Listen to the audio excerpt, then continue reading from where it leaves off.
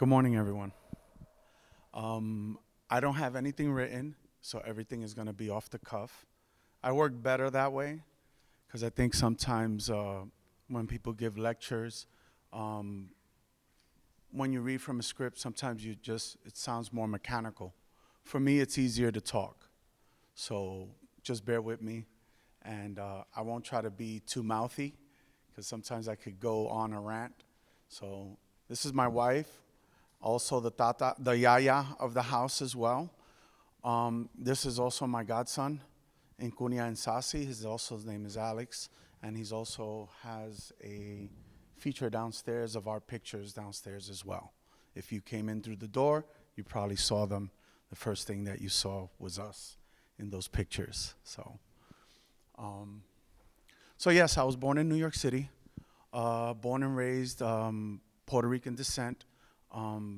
My family is Puerto Rican. My father was half Jewish, my biological father. I was raised in a mediumistic house. I lost my mom when I was 6, and that started my journey into mediumship. It was pretty tragic, but we won't get into that.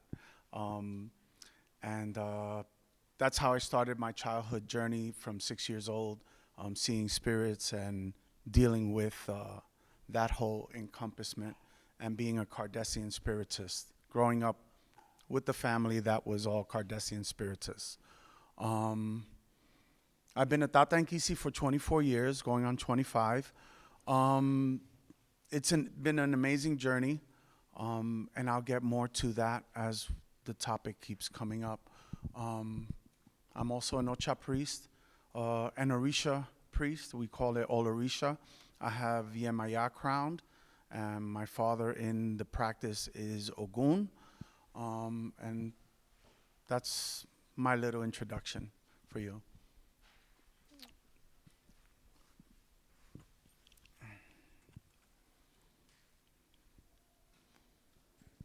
So what is Palo Mayombe? Palo Mayombe is an Afro-Cuban practice that came from the African trade slave via Brazil into the Dominican Republic, and the first Congos that landed in Cuba was around 1509. With that being said, most of the Angolan practice wound up in the mountains of Cuba, in Pinal del Rio, Matanzas, and then later on some ports in Havana started moving down and started bringing what's considered Palo Mayombe into the contemporary folklore of the practice in Cuba. About 85% of the population of Cubans are mostly Congolese, with Congolese blood, and then the other 20 are mixed in major different aspects of the practice. The word Mayombe stems from Ma meaning many, and Yombe meaning the people. So the many people of Yombe. So Mayombe is conjunctive. When we talk about that, a lot of times people get it confused that they believe that it's just one practice. There are variations in practice, and this is one of the practices that try to keep its orthodoxy with the Yombe people of Luango in DRC, in the Democratic Republic of the Congo. Its core practice, Malongo. And what is Malongo? Nature.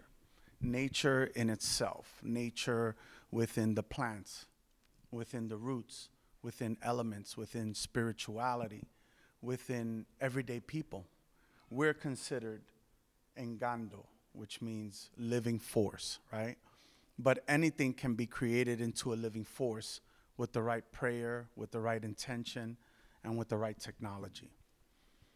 Palo Mayombe, in essence, has to do with the living and the dead, the universe, what we encompass in the universe. And how we encompass it is by creating tools to represent everyday life. So like, for instance, she has a red sweater on, right? And on her red sweater, she has like a little gem. Is that a gemstone you have there? Right next to your, on your lip, right there on your collar. Yeah. That could be considered a point of power for her. If we were making an nganga for her, it would be prayed, it would be ritualized, it would be part of her because it's part of her everyday life. It's something that she cherishes. And that's how a lot of times ngangas or spiritual pots that we considered with spiritual strength will be part of her universe. And so in that, that would be part of that. Palo Mayombe is working with the dead and working with the living, like I said. But we don't think of it like that because there's a saying that says, Congo nunca muere. What does that mean? It says the Congo never die. So a lot of people talk about meat skins and stuff like that, right? But our body, our essential body has a soul, and our soul is broken into 3 parts. And once we pass, that soul becomes part of Kalunga, the whole continuum. If you see in the picture, that continuum of life, transformation into adulthood, death, and then incarnation. I won't say reincarnation, but more incarnation into a plant, into an animal, maybe back into a human being. We just don't know what we're going to incarnate at that point. But that is all the transgressional understanding of Palo Mayombe.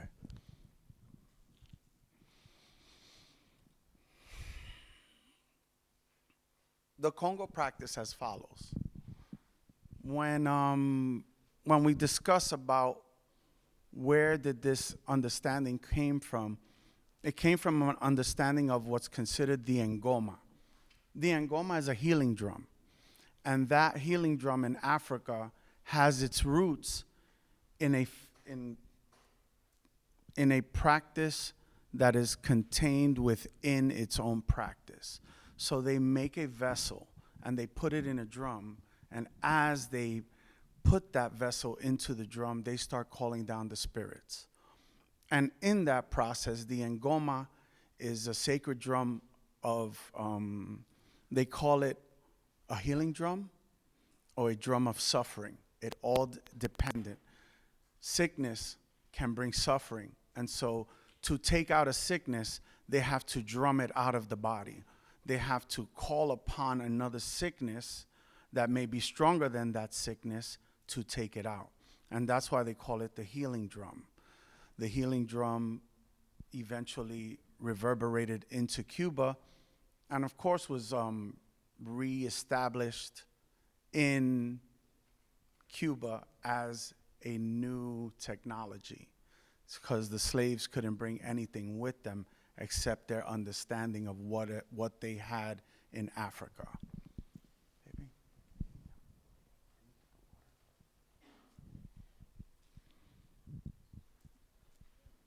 The belief in Nsambi. What is Nsambi? Nsambi is a conjunctive word, which means Nza. That is considered, Nza is considered the creative force, and Imbi is something that, thank you. It's something that trembles in fear or explodes. So the conjunctive word Nza Imbi or Nzambi means pretty much the Big Bang. What the universe created into existence came from that explosion. So the God or the creative force created this explosion, and everything that was created in this explosion came into life. And that is kind of the compound of what Palo Mayombe believes its root came from, an explosion. The Bakulu. The Bakulu are the ancestors. Now we consider that every human being in this room is made of star matter. And star matter is 75% of the human understanding in science, right? the Bantus knew that we came from the stars. They believed that we came from star matter. And so when we pass on, we go back into the stars. Bakulus are considered, I don't want to say Egun, I want to say that they're more component of a higher self that goes up into the stars. It takes 20 years to become a Bakulu. So that transition from passing on to going up into heaven or going up into the stars, those 20 years, you become a Bakulu, which is, you know, an amazing thing when you look at the stars and you think of the universe and how many people have passed on, and that we're part of that continuum is an amazing feat, even for us with limited knowledge here on the earth. Nkisi worship. The Nkisi worship comes from, again, an understanding of creating a connection of the universe so that we can build in our own universe. So every individual here has their days, their times, the way they do things. That would be considered part of your universe, your friends, your family. So we take that and we take that understanding and we build upon that with a fetish, with an actual nganga, and that nganga becomes part of your universe. Now, what's interesting about that is that that universe would be kind of not counterproductive, but it would be in a reversed cycle, so that you would live this physical realm and your spiritual would live in the spiritual realm. And so we'll get more into that if you guys got questions about that. The Basimbi. The Basimbi are spirits, water spirits that are represented by snakes. And it's a very feminine understanding, but it's also the basis of the world. We believe that there is a giant snake that moves the earth, and it goes around the earth, and it's always chasing its tail. It never gets to bite itself. It never encompasses to swallow itself whole, because it keeps moving the rotation of the axis of the earth. And so Basimbi can be found anywhere. Right now, we can go outside in front of the Occulture building and get a rock and formulate if it's Basimbi. And most of the time, it's a water spirit that lives in water and is ignited by flame. So it would be some type of ignition to light it up and make sure that it was Simbi. And Simbis can be used for just about anything, for health, for money, for financial progress, just about anything a Simbi can be used. But a Simbi is an arbitrator of truth. So you could never use Simbi in our practice to hurt someone. But if you're doing good and something bad were to happen to you and Simbi got involved, he's only arbitrating what is given out. So, like I said, he's a purveyor of truth. The Nkita spirits are spirits that are kind of mundane. They walk the earth. Unfortunately, these are spirits that, God forbid, we're outside and someone accidentally gets hit by a car or something tragic happens to them. Those spirits remain on the earth. And we work with those spirits as well as part of giving them some type of reverence to help them move on in some type of form or trajectory. You'll hear people say, oh, I did a pact with a spirit. And most of the time, those spirits are Nkitas that are taken either from the cemetery, from outside, or can be ambulant, walking around in this area today, or walking the earth, and you can just make a pact with a spirit. It's just all concepts of spirituality. The native concept in Cuba. So the language and the customs, what we talk about when we talk about language. So Palo is a mixture of Taino language, which is actually the Siboney Arawak indigenous language that's on the island, and it's also Bantu Creole. So a lot of times, like you'll hear Malongo and Timayaya, which just means nature is the heart of mother, right? Or what we would consider mother nature, right? Words like, there's so many conjunctive words that formulate into this practice that it's been not homogenized, but kind of assimilated so that there's a broad connection within the spirituality of the practice. And obviously, that comes with customs, that comes with understanding the culture, and a lot of variances that show the intermeshing of Taino roots and Bantu roots, and also European roots, because later on, in around the 1800s, you started getting a lot of aristocratic people that started getting initiated into Palo as well.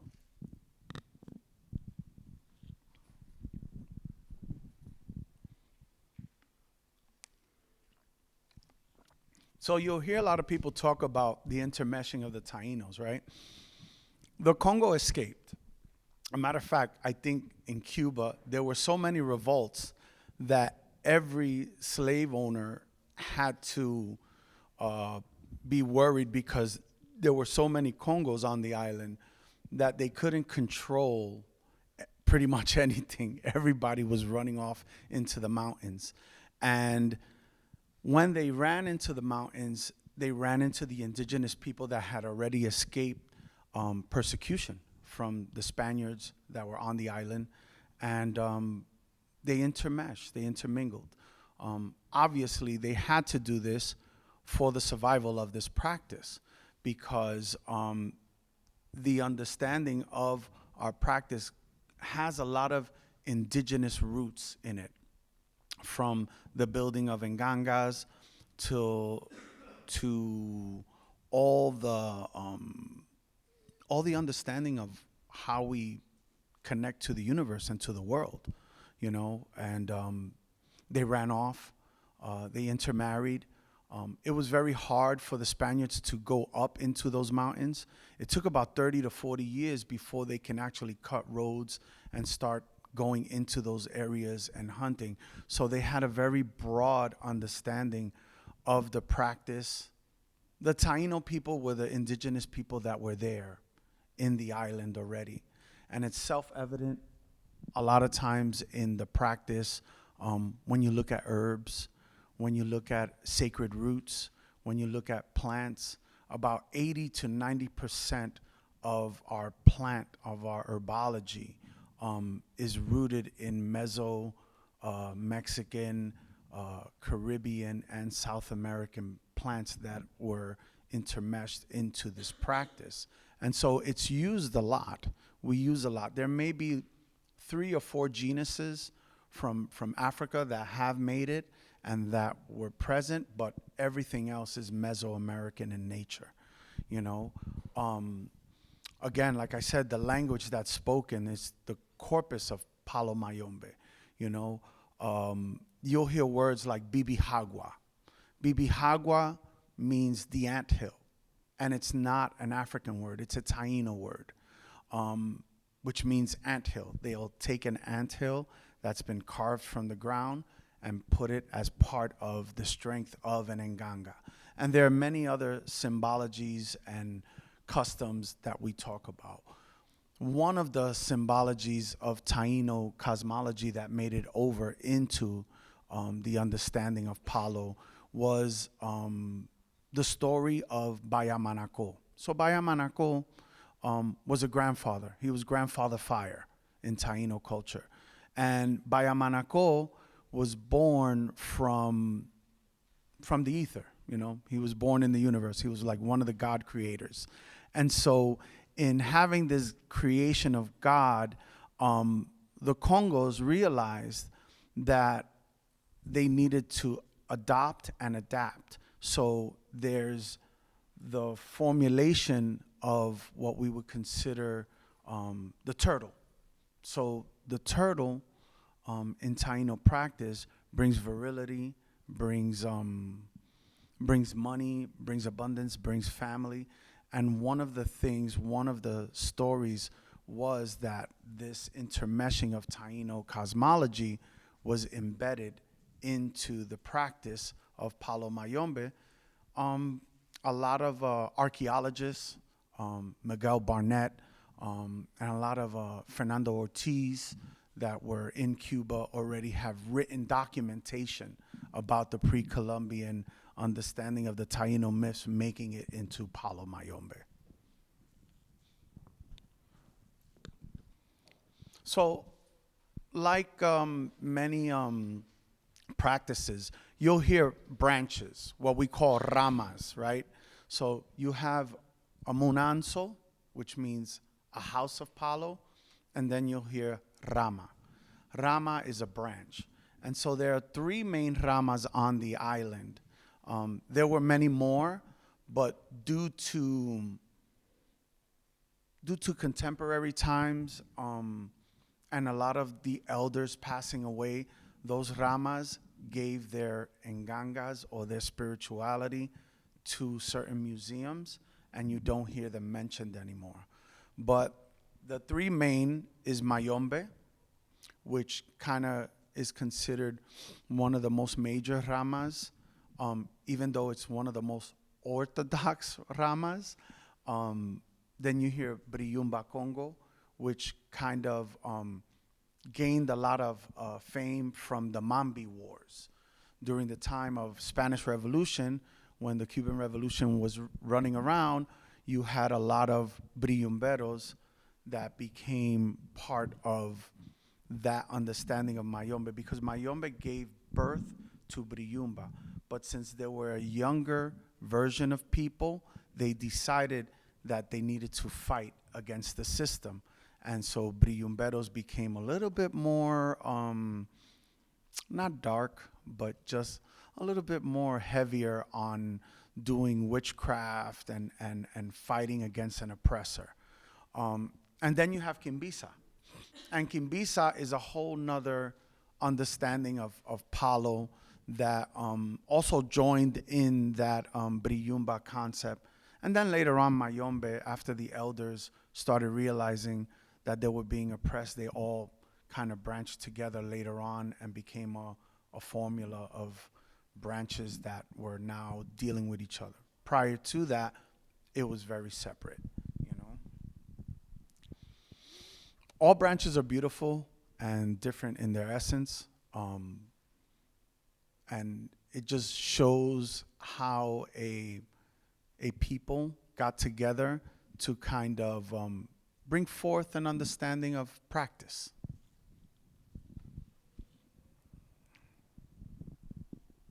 So our core concepts, I've touched quite a few of these, right? But I guess we're repeating it a little bit. The nganga, the receptacle. If you see on the page right there, you'll see an nganga. That's an nganga. It has human remains. It has animal parts. It has a lot of things, a lot of embellishments that bring forth a spiritual understanding. The empungos. What are the empungos?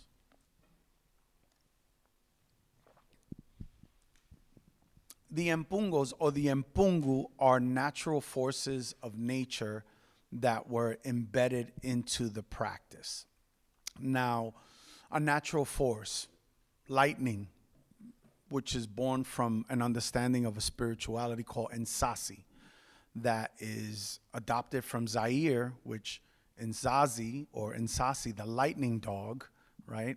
Or he's considered the lightning dog, but he's also considered kind of like the dirt devil, the fire devil, that, you know, it's a tornado that roams and thrashes and burns.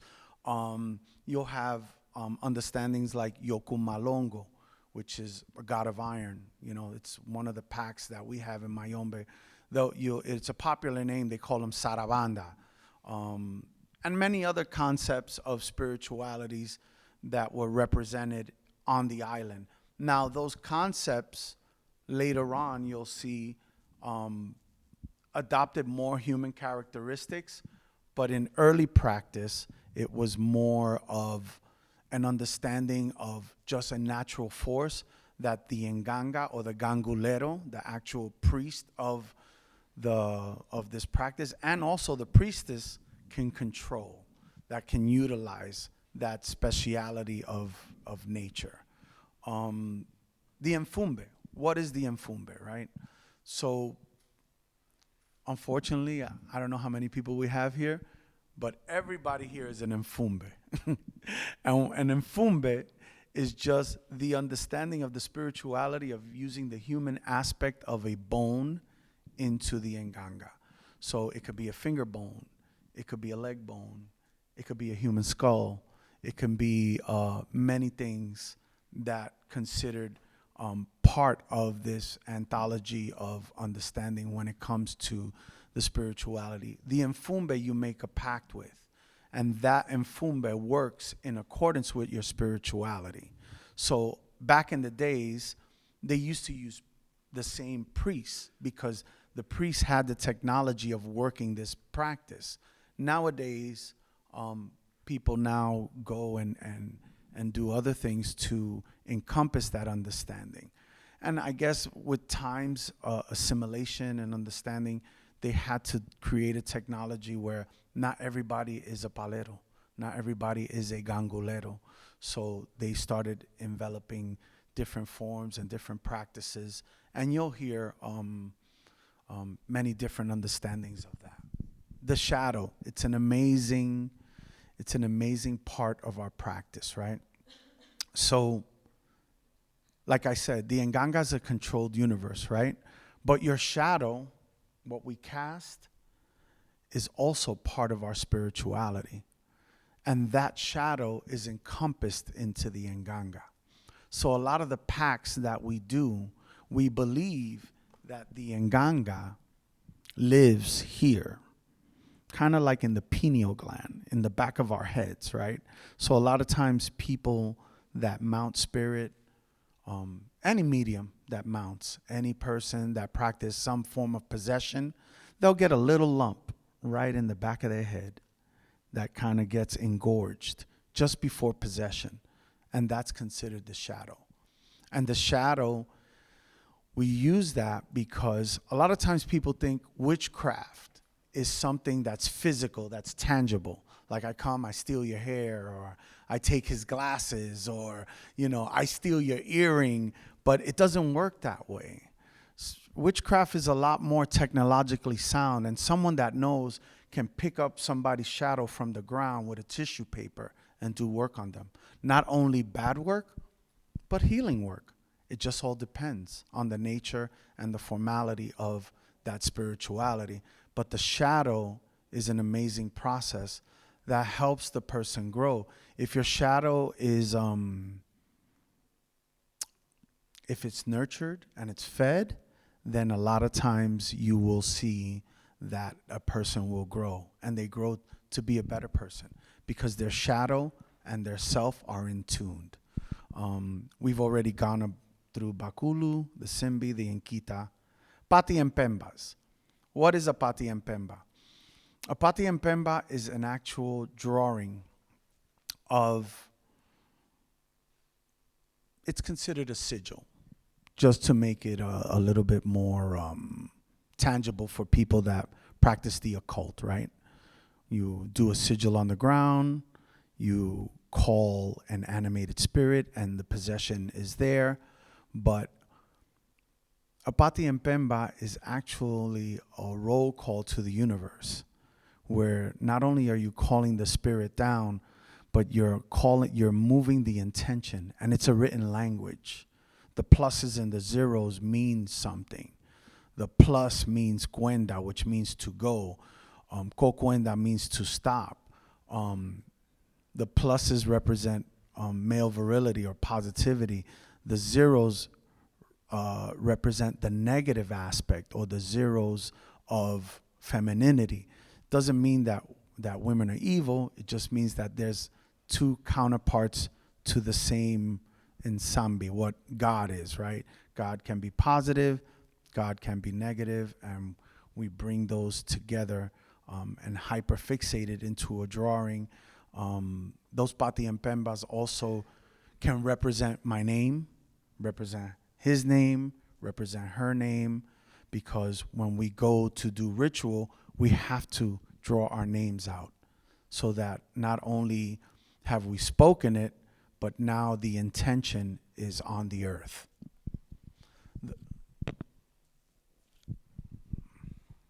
Again, what is an nganga? An nganga, you know, it's a spiritual representation of all of you.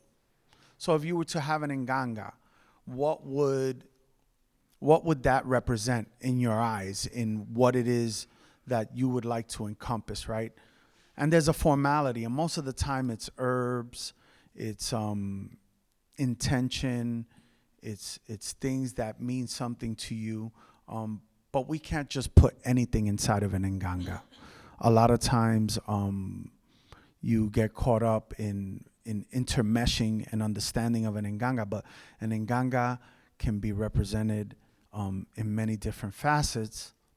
We just have to keep it in the formula of an nganga. You know, you can't decide that you're going to put, I don't know, a facial product inside of an nganga. It just doesn't work that way. You know what I mean? You may have a daily routine, but that's not part of that process. You know what I mean? It's a natural force, and natural forces take for natural elements. And it's all contained, you know? And various forces resonate inside the nganga differently than others. So like, I'll give you a little tidbit. Everybody here knows quartz, right? So quartz crystal can be a communicative piece of information that has technological advances, and you can put it inside of an nganga and it'll pull spirituality. But the moment you put something that is not part of that, you can change the structure of the nganga to work kind of bad, like putting a piece of opal. You put a piece of opal, and now the nganga transforms into something different, you know. But these are concepts that have to be ritualized. They're just not, oh, I'll just add this opal in, you know. They have to be prayed, they have to be sung, they have to be washed. And that's also the concept of what the various understandings of getting this together, because what happens is that everything that we do is intentional. So everything that we ask the nganga, we're asking for the client, we're asking for the godchild, we're asking for the person that's initiated, to see what is the actual element and the elements that need to be to birth that nganga. Can you guys hear me? Oh, okay. I just want to make sure. The Yimbi. So the Yimbi is a natural force that is based off of the sacredness of each individual person. It would be kind of considered more of an understanding of not a guardian angel, but a spirit that walks with each and every one of us, that comes from the ether. And that, fortunately, we make a pact with that Yimbi that's brought from the ether, and we bring it down, and you also make a pact. So there are several pacts that go on with an nganga, and it's technologically sound, and it's a lot of safe barriers so that a person doesn't go crazy, because an nganga can be a volatile piece, instrumentation of spirituality, that if you don't know how to contain it, it can go wild. Different houses have different interpretations. Like I said, impungos are natural forces. They've added it into the pantheon of Orisha influence. So you'll see names like Siete Rayos be considered to be Chango in Orisha practice, Sarabanda, Ogun, and so forth. We tend to not try to mix that because we try to keep it in an orthodox fashion. In our house, we lean more to orthodoxy than to assimilation because the hegemony takes away from the practice.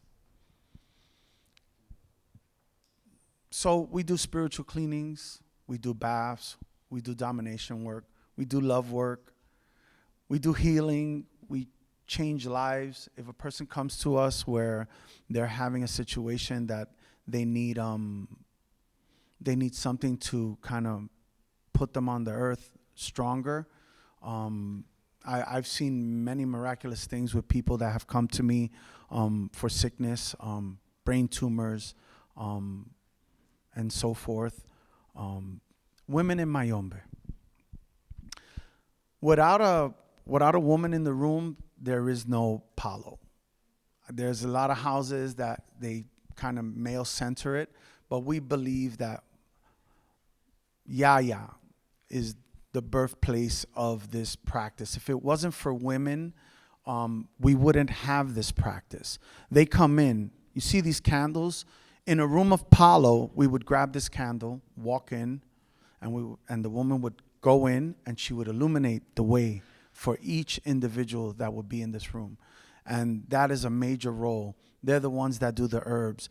A lot of times they do consultations. A lot of times women, if they don't have any more menstruation, they will have ngangas. They will have things where they work just as strong or maybe stronger than men because they have a virile connection with the nganga that sometimes men don't.